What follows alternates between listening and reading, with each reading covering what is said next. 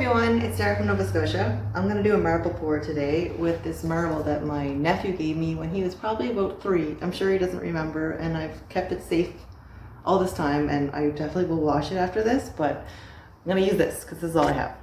So I am working on a 12 by 16 art panel. It's primed in black gesso. It doesn't matter if it's black or white, I just had black, so that's what I used. And it's dry. It only takes an hour for that to dry. I did a little video on this a while back, and I will link that in the description. So I'm just going to pour some puddles.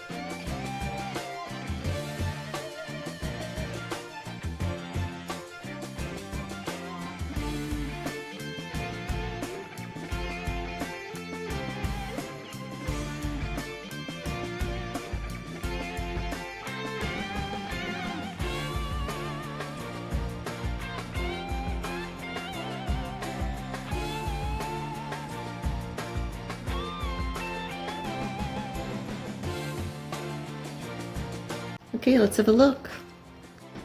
This is awesome.